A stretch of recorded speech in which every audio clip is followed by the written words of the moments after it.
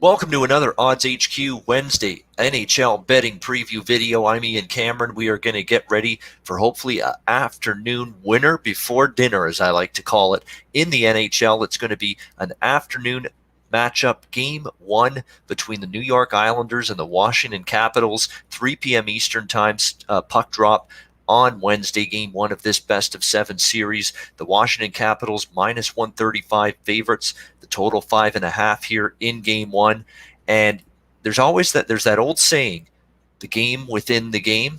Well, you can pretty much call this series between the Islanders and the Capitals the Barry Trotz Cup within the Stanley Cup, because that's exactly what, to me, this is. This is obviously going to be a very prevalent storyline throughout this series. You know the media is going to make a big deal of it, and why not? We have Barry Trotz, head coach of the New York Islanders, trying to lead his current team into a series victory against his former team, the Washington Capitals, a team he led to a Stanley Cup just 2 years ago in 2018. Barry Trotz is one of the most respected elite head coaches in the National Hockey League. It goes without saying. I mean, he has been just consistently had great winning teams for the last 2 decades, first in Nashville with the Predators, then he went to Washington with the Capitals and had great success there, and now here he is with the New York Islanders. He's just a guy that wins, flat out. He's missed the playoffs, maybe a couple of seasons, Barry Trotz, over this last 20-year span. He really has been that consistent and that good as a head coach in this league. And one of the staples of a Barry Trotz-coached NHL team is that attention to detail, structure at the defensive end of the ice. And the New York Islanders certainly have turned into one of those teams under Barry Trotz. Keep in mind that when he took over the head coaching job just a couple of seasons ago, New York Islanders were wretched defensively, one of the worst teams in the NHL in terms of failing to keep the puck out of their own net. And now all of a sudden you see them last year, one of the league leaders defensively, in fewest goals allowed per game under Barry Trotz. And this year, once again, very good at the defensive end, 9th in the NHL in goals allowed per game. And the reason for that is they play discipline, they play with structure, they don't get caught running out of position, and giving the puck away left and right. They stick to the game plan, and they play responsible and let the strong defensive foundation in their own zone fuel the offense at the other end of the ice.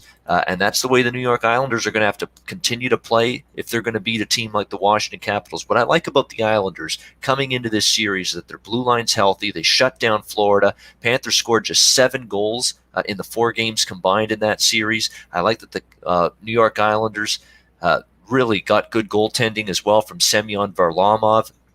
That was a little bit of a question mark for the Islanders during the regular season. Semyon Varlamov was up and down, and so was Thomas Greiss, but I thought he was really, really sharp in net against Florida. Now, we know with Washington, the headline is always their firepower up front. We know their forward group is very formidable, tough to contain. Alex Ovechkin, TJ Oshie, Nick Backstrom, Evgeny Kuznetsov. It's a force offensively, the Washington Capitals are.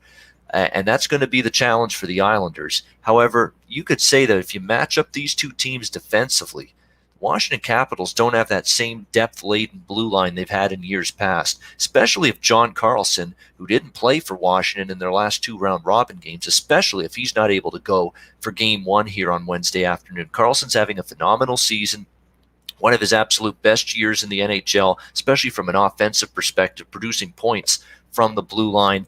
His absence would force the Capitals to have to play some of these depth defensemen like Nick Jensen and Michael Kempny and Jonas Siegenthaler. And there is a significant drop-off once you get beyond Dmitry Orlov, Brendan Dillon, and some of those top pair defensemen for the Washington Capitals. So that's a big concern if John Carlson's not able to go here. Braden Holtby's got question marks. I know this goaltender for Washington, Braden Holtby, has pedigree, has experience, has had plenty of success in the past, but it's not been a vintage campaign for Braden Holtby. He struggled at times throughout the regular season. 3.11 goals against average, .897 save percentage for him this season.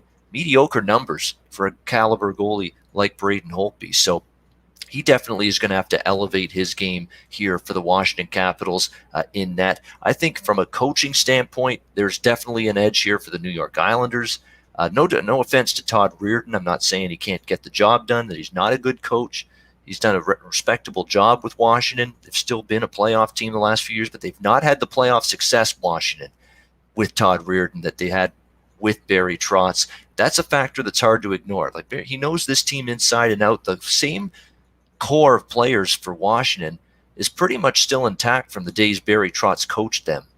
There hasn't been a lot of personnel changes and turnover with this hockey team, and I think that's a situation where he knows their strengths, he knows their weaknesses, and that could come into play here in this series.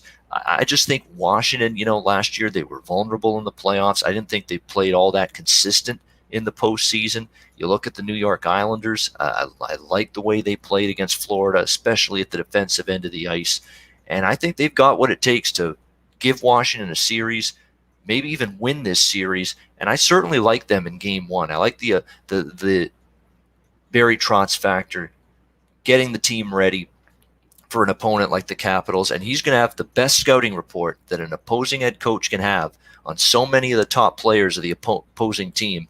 Nobody's going to have a better idea of what to expect than Barry Trotz. And I like the fact that this team's healthy. And let's not undersell New York up front. I know Washington's offense, the forward group, is a little bit deeper than the Islanders, but Anders Lee, Anthony Beauvillier, Matthew Barzal, Jordan Eberle was big against Florida, elevated his game. If he can keep that up, that adds another offensive dimension to the Islanders. And look out for Jean-Gabriel Pageau. They got him at the deadline from Ottawa. He had a good series against Florida. He's a great two-way player.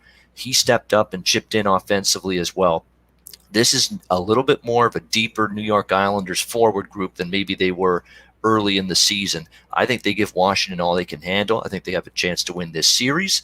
And I think they've got a really good chance to take game one on Wednesday. I'm going to take the New York Islanders plus 115 against the Washington Capitals in game one on Wednesday afternoon. That's your Odds HQ Wednesday NHL betting preview video. Best bet.